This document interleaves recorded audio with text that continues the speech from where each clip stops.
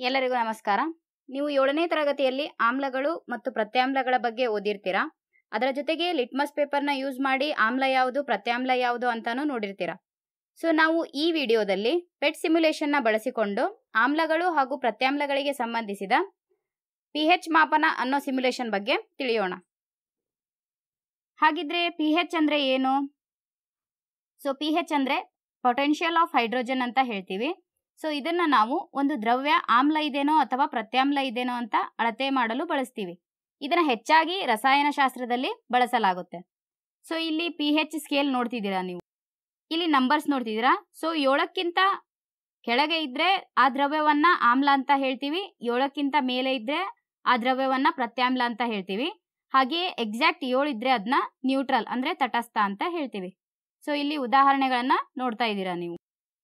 ಹಾಗಿದ್ರೆ ನೀವು ದಿನನಿತ್ಯದ ಜೀವನದಲ್ಲಿ ನೋಡಿರ್ತೀರಾ, ಇಲ್ಲಿ ನೋಡ್ತಿದ್ದೀರಾ ಉಪ್ಪು, ನಿಂಬೆಹಣ್ಣು, ಹಾಗೆ ಇಲ್ಲಿ ಹುಣಸೆ ಹಣ್ಣು ಇದೆ.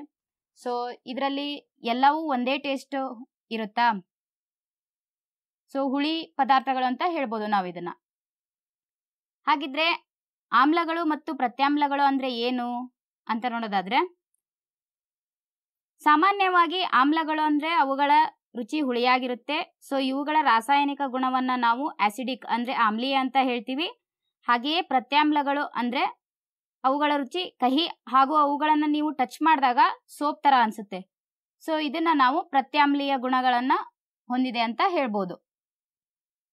ಸೊ ನಾವೀಗ ಪೆಟ್ ಸಿಮ್ಯುಲೇಷನ್ನ ಬಳಸಿಕೊಂಡು ಆಮ್ಲಗಳು ಮತ್ತು ಪ್ರತ್ಯಾಮ್ಲಗಳ ಪರಿಕಲ್ಪನೆಯನ್ನ ನೋಡೋಣ.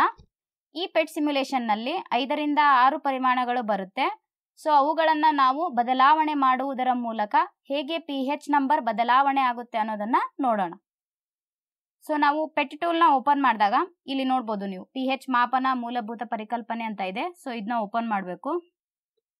ಸೊ ಈಗ ನಾವು ಈ ಸಿಮ್ಯುಲೇಷನ್ನ ಓಪನ್ ಮಾಡೋಣ. ಸೊ ಈ ಸಿಮ್ಯುಲೇಷನ್ನ ಓಪನ್ ಮಾಡಿದಾಗ ಇಲ್ಲಿ ನೋಡ್ಬೋದು ಆಮ್ಲೀಯ ಮೂಲಭೂತ ಅಂತ ಇದೆ. ಸೊ ಇಲ್ಲಿ ನೀರು ಅಂತ ಇದೆ. ಇದನ್ನ ನಾವು ಇಷ್ಟು ಕೊಟ್ಟಿದ್ದಾರೆ ಇಲ್ಲಿ ಆಪ್ಷನ್ಸ್, ಇದ್ರಲ್ಲಿ ನಮಗೆ ಯಾವ್ದು ಬೇಕೋ ಅದು ತಗೋಬಹುದು. ನಾವು ಇವಾಗ ಕಿತ್ತಳೆ ರಸ ಅಂತ ತಗೊಳ್ಳೋಣ. ಸೊ ಇಲ್ಲಿ ರೆಡ್ ಬಟನ್ ಇದೆ ಅಲ್ಲ, ಇದನ್ನ ನಾವು ಪ್ರೆಸ್ ಮಾಡಿ ಇಟ್ಕೊಂಡ್ರೆ ಇದು ಟ್ಯಾಂಕ್ ಫಿಲ್ ಆಗುತ್ತೆ. ಸೊ ಇವಾಗ ಇದು ಫಿಲ್ ಆಯ್ತು. ಇಲ್ಲಿ ನೋಡ್ಬೋದು ಎಷ್ಟು ಫಿಲ್ ಮಾಡ್ತೀವಿ ಅಂತ ಕೂಡ ಕೊಟ್ಟಿದ್ದಾರೆ ಮೆಜರ್ಮೆಂಟ್. ಸೊ ಇಲ್ಲಿ ಕಾಣಿಸ್ತಿದೆ ಅಲ್ವಾ ಗ್ರೀನ್ ಕಲರ್, ಇದನ್ನ ತಗೊಂಡ್ ಬಂದು ನಾವು ಇದರಲ್ಲಿ ಇರಿಸಿದ್ರೆ ಇಲ್ಲಿ ತೋರಿಸುತ್ತೆ ಆ ಸೊಲ್ಯೂಷನ್ ಏನಿದೆ ಅಂತ, ಆ ದ್ರವ್ಯ. ಸೊ ಆ ದ್ರವ್ಯದ pH ಅಂದ್ರೆ ಕಿತ್ತಳೆ ರಸದ pH 3.50 ಅಂದ್ರೆ 7ಕ್ಕಿಂತ ಕಡಿಮೆ ಇದ್ರೆ ನಾವು ಅದನ್ನ ಆಮ್ಲೀಯ ಅಂತ ಹೇಳ್ತೀವಿ ಅಲ್ವಾ. ಸೊ ಇದನ್ನ ನಾವು ಆಮ್ಲದ ಗುಣ ಹೊಂದಿದೆ ಅಂತ ಹೇಳ್ತೀವಿ. ಸೊ ಇದಕ್ಕೆ ನಾವು ನೀರು ಕೂಡ ಆ್ಯಡ್ ಮಾಡ್ಬೋದು. ನೀರು ಆ್ಯಡ್ ಮಾಡಿದಾಗ ಅದರದ್ದು ಆಮ್ಲೀಯ ಗುಣ ಕಡಿಮೆ ಆಗ್ತಾ ಹೋಗುತ್ತೆ. ಇವಾಗ ನೋಡ್ಬೋದು ನೀವು pH 3.83 ಆಯಿತು. ಸೊ ಇನ್ನೊಂದು ಸ್ವಲ್ಪ ಆ್ಯಡ್ ಮಾಡಿದರೆ ಜಾಸ್ತಿ ಆಗ್ತಾ ಹೋಗುತ್ತೆ ಈ ರೀತಿಯಾಗಿ. ಸೊ ಇದನ್ನ ನೀವು ಕಡಿಮೆ ಮಾಡಬೇಕಂದ್ರೆ ಇಲ್ಲಿಂದ ತೆಗಿಬೋದು ನೀವು. ನೆಕ್ಸ್ಟ್ ನಾವು ಇದೇ ರೀತಿಯಾಗಿ ಬೇರೆ ದ್ರವ್ಯವನ್ನು ಕೂಡ ತಗೊಂಡು ನೋಡ್ಬೋದು. ಬ್ಯಾಟ್ರಿ ಆಮ್ಲ ಅಂತ ಇದೆ. ಸೊ ಇದನ್ನ ತಗೊಂಡ್ರೆ ಇದು ಫಿಲ್ ಆಗ್ತಾ ಇದೆ ಇವಾಗ. ಸೊ ಇದರ pH ಎಷ್ಟಿದೆ? 1 ಅಂತ ಇದೆ. ಅಂದ್ರೆ ಇದ್ರದ್ದು ಆಸಿಡ್ ಕಂಟೆಂಟ್ ಅಂದ್ರೆ ಆಮ್ಲೀಯ ಗುಣ ಜಾಸ್ತಿ ಇದೆ ಅಂತ ಹೇಳ್ತೀವಿ. ಇದಕ್ಕೆ ನೀರು ಆ್ಯಡ್ ಮಾಡಿದಾಗ ಸೊ ಈ ರೀತಿ ಜಾಸ್ತಿ ಆಗ್ತಾ ಹೋಗುತ್ತೆ. ಇದೇ ರೀತಿಯಾಗಿ ನೀವು ಇಲ್ಲಿ ಕೊಟ್ಟಿರುವಂತಹವನ್ನೆಲ್ಲ ನೀವು ಟ್ರೈ ಮಾಡಿ ನೋಡ್ಬೋದು. ಸೊ ನೀರು ಒಂದು ನೋಡೋಣ. ಸೊ ನೀರಿನ ಗುಣ ಏನಿದೆ ಅಂತ. ಸೊ ಇದರಲ್ಲಿ ನೀರು ಫಿಲ್ ಮಾಡ್ತಾ ಹೋದ್ರೆ ಸೊ ನೀರಿನ pH ವ್ಯಾಲ್ಯೂ 7 ಇದೆ, ಅಂದ್ರೆ ತಟಸ್ಥ ಅಂತ ಹೇಳ್ತೀವಿ, ನ್ಯೂಟ್ರಲ್. ನೀವು ನೋಡಿದ್ರಲ್ವಾ ಇವಾಗ ಯಾವ ರೀತಿಯಾಗಿ ಕೆಲವೊಂದಿಷ್ಟು ದ್ರವ್ಯದ ಗುಣಗಳು ಏನಿದೆ ಅಂತ, ಆಮ್ಲೀಯ ಇದೇನೋ ಅಥವಾ ಪ್ರತ್ಯಾಮ್ಲ ಇದೇನೋ ಅಂತ. ಸೊ ಈಗ ನೋಡಿದ್ರಿ ನೀವು. ಹಾಗೆಯೇ ಇದಕ್ಕೆ ರಿಲೇಟೆಡ್ ಇರೋ ಸಿಮ್ಯುಲೇಷನ್ಸ್ ಇದೆ. ಆಸಿಡ್ ಬೇಸ್ ಸೊಲ್ಯೂಷನ್ಸ್ ಅಂತ ಇದೆ, pH ಸ್ಕೇಲ್ ಬೇಸಿಕ್ಸ್ ಅಂತ ಇದೆ. ಇದನ್ನು ಕೂಡ ನೀವು ಟ್ರೈ ಮಾಡಿ ನೋಡಿ. ಹಾಗೆಯೇ determine if a liquid is acidic, basic or neutral using simulation. ದ್ರವ್ಯವು ಆಮ್ಲೀಯವಾಗಿದೆಯೇ, ಮೂಲಭೂತವಾಗಿದೆಯೇ ಅಥವಾ ತಟಸ್ಥವಾಗಿದೆಯೇ ಎಂದು ಸಿಮ್ಯುಲೇಷನ್ ಬಳಸಿ ನಿರ್ಧರಿಸಿ.